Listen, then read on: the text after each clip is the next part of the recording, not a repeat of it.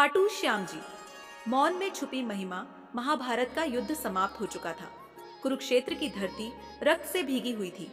पर एक योद्धा ऐसा था जिसने पूरा युद्ध देखा, समझा और फिर भी किसी का पक्ष नहीं लिया। वह थे बर्बरीक, भीम के पौत्र और घटोत्कच के पुत्र। उनके पास 3 अमोघ बाण थे, ऐसे बाण जो युद्ध का परिणाम पल भर में बदल सकते थे। कृष्ण जानते थे कि यदि बर्बरीक युद्ध में उतरे तो युद्ध का संतुलन बिगड़ जाएगा। इसलिए उन्होंने एक ब्राह्मण का वेश धरकर बर्बरीक से दान मांगा, उनका शीश। बिना क्षण भर सोचे बर्बरीक ने अपना शीश दान कर दिया। यही पहला रहस्य था, इतनी महान शक्ति फिर भी पूर्ण समर्पण। कृष्ण ने वरदान दिया कि कलयुग में तुम श्याम के नाम से पूजे जाओगे। अनसुनी बात एक, शीश की आंखों में आज भी युद्ध जीवित है।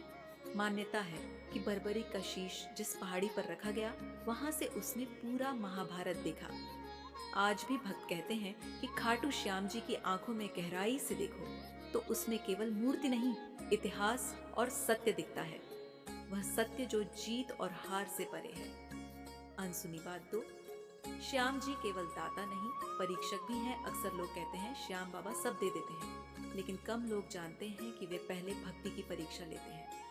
कई भक्तों के जीवन में ऐसा समय आता है जब सब कुछ रुक जाता है, काम, धन, रिश्ते। वहीं से असली भक्ति शुरू होती है। जो धैर्य रखता है वही श्याम का होता है। अनसुनी बात 3, खाटू का बुलावा अपने आप आता है। कहा जाता है कि खाटू श्याम जी के दर्शन हर किसी के भाग्य में नहीं होते। जब तक बाबा स्वयं न बुलाए तब तक यात्रा सफल नहीं होती। कितने ही लोग आखिरी समय में किसी न किसी कारण से रुक जाते हैं और कुछ बिना योजना के ही खाटू पहुंच जाते हैं। यह संयोग नहीं, आमंत्रण होता है।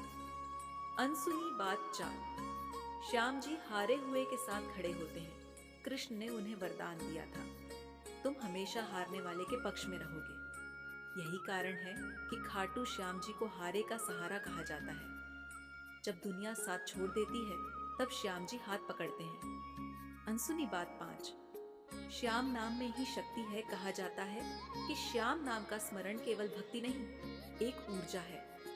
कई भक्त बताते हैं कि संकट के क्षणों में बिना कुछ मांगे केवल श्याम तो श्याम कहने से ही मन शांत हो जाता है।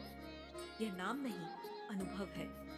उपसंहार खाटू श्याम जी केवल मंदिर में विराजमान मूर्ति नहीं है, वे विश्वास है, प्रतीक्षा है और वह आशा है जो अंधेरे में भी दीपक बनकर जलती है। जो उन्हें पाने नहीं, समर्पित होने जाता है, वही उन्हें सच में पा लेता है। जो श्याम का हो गया, फिर उसे किसी और का होने की जरूरत नहीं।